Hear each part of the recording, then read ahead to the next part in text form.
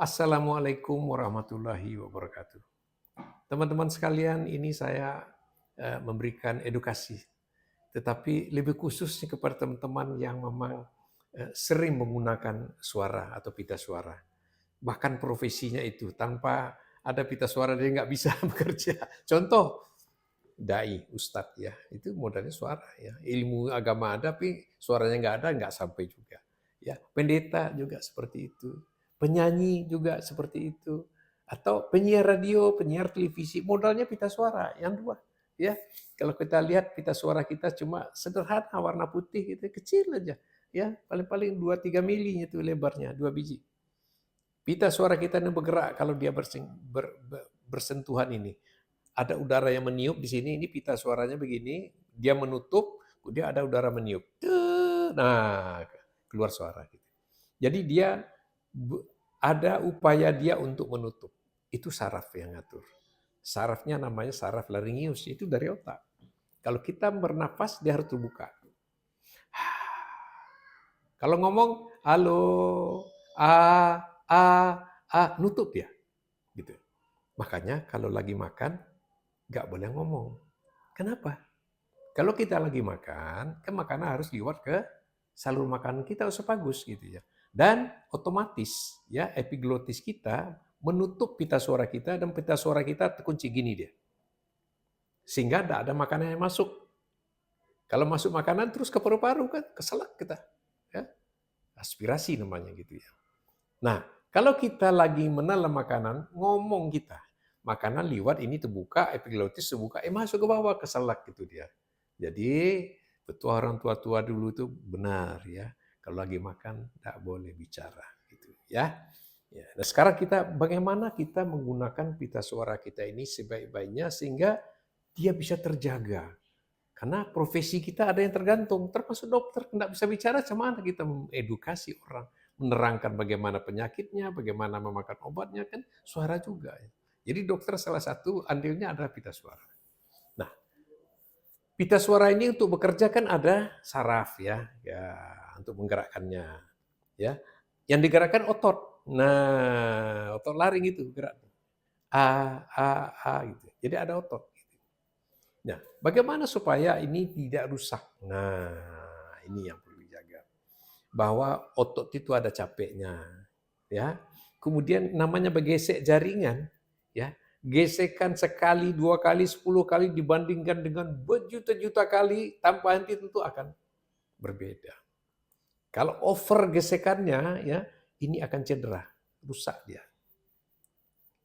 Ini pada guru ya, pada pendeta, ustadz dai ya, atau penyanyi ya. Itu banyak datang ke dokter THT, aduh saya kok serak suara saya, nggak bisa lagi, serak terus, nggak bisa lagi gitu. Tumbuh jaringan di sini. Karena dia luka terus ya, berulang-ulang luka, tumbuh jaringan di sini, tumbuh jaringan di sini ya seperti tumor gitu ya, tapi ini bukan kanker ya, disebut dengan vokal nodul. Nah, kalau ada yang di sini bengkak, di sini tumbuh, tentu dia nggak bisa merapat. Kalau nggak bisa merapat, suaranya serak. Apa itu? Begitu dia. Ya, nah ini dia. Ini puncak daripada gangguan serius karena pemakaian yang berlebihan. Gitu. Nah, bagaimana supaya tidak terjadi ini? Nah, ini yang perlu saya edukasi. Kita mungkin masih ingat ya, Louis Armstrong, penyanyi jazz zaman dahulu ya. Beliau itu menderita vokal nodul pada awalnya gitu. Tapi zaman itu belum ada penanggulangan yang komprehensif sehingga beliau terus menyanyi. Sehingga serak itu jadi tren pula waktu itu. Banyak pula orang meniru-niru. Tanpa menghiraukan, serak terus dan itu terus dipakai terus tanpa henti, akhirnya berubah jadi karsinoma, jadi kanker dia. Jadi beliau meninggal karena kanker pita suara. Louis Armstrong ya, masih banyak lagu-lagu beliau yang fenomenal sampai sekarang itu. Nah, tentu saya akan menyampaikan bagaimana kita memakai suara tetapi dia tidak cedera. Nah, yang pertama durasi. Nah, makin lama kita, tentu makin lama bergesek, kemungkinan lukanya makin ada. Saya pikir memang 1 jam sudah cukup lah kita bicara ya. Ya, satu, ya durasi ya, jangan terlalu lama. 1 jam aja udah cukup. Gitu. Istirahat dulu ya, istirahat dulu. Biar dia pulih dulu ya ke epitelnya itu, nanti kita ngomong lagi gitu. 1 jam durasi. Yang kedua keras ya. Eee, kita ini masing-masing pita suara dan masing-masing rongga mulut, rongga hidung yang membuat resonansi itu masing-masing berbeda. Volume suara kita ini tiap orang berbeda. Saya ngomong seperti ini, halo 1, 2, 3 gitu ya. Seginilah kekuatan ya. Kalau diukur desibelnya nggak tahu lah berapa ya. Tapi ada orang tertentu dia ngomong biasa lebih keras dari saya, tapi ngomong tenang aja kayak gini aja, tapi lebih keras. Ada yang lebih rendah gitu. Itu sudah bawaan kita masing-masing, jangan kita paksakan. Yang suaranya kayak saya ini saya tiru suara orang yang keras gitu ya. Jangan, itu cedera gitu. Jadi pakai volume suara kita sendiri gitu. Tanpa memaksa ya, volume kita. Nah, itu satu, volume kita. Kalau mau keras kan kita pakai mikrofon ya. Kita kalau menyanyi atau dai atau pendeta kan pakai mic. Kalau mau keras dekatkan ke mulut gitu. Mau lebih keras lagi bilang sama operator, volume ini ditambahkan, selesai. Tidak perlu kita pakai suara kita keraskan, itu satu. Ya volume gitu. Jadi pertama durasi, yang kedua volume. Yang ketiga ini untuk penyanyi, nada. Nah, masing-masing orang punya ring nada. Punya ring nada ya. Jangan dipikir semua orang bisa seperti Once itu, enggak. Ring nada Once itu memang tinggi. Ya, memang tinggi gitu.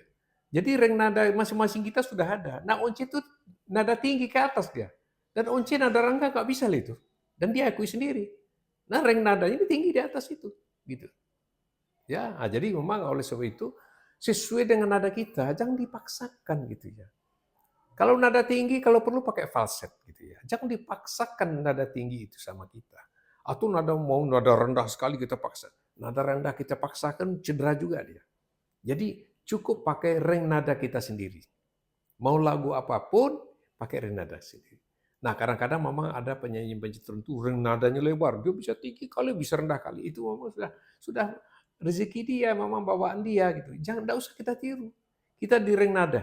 Cari lagu yang memang nadanya di antara ring nada kita ini, paling tinggi ini, paling rendah ini. Di situ aja kita main. Gitu. Jangan kita tiru-tiru orang ya, kayak Once mau seperti itu pada saat suara kita ring nada tidak di sana. Nada terlalu tinggi atau terlalu rendah itu mencederai kita suara. Oke, saya ulang lagi. Pertama durasi ya. Ya kalau bisa setengah jam kita istirahat gitu ya. Atau 1 jam istirahat gitu ya. Oke.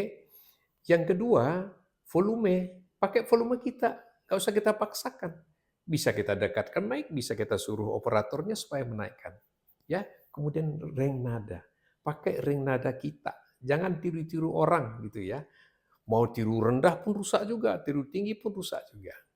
Mudah-mudahan dengan 3 faktor ini, pita suara kita akan bisa terjaga dan akan bisa kita pakai untuk waktu yang lama, paling tidak sampai pensiun. Terima kasih. Assalamualaikum warahmatullahi wabarakatuh.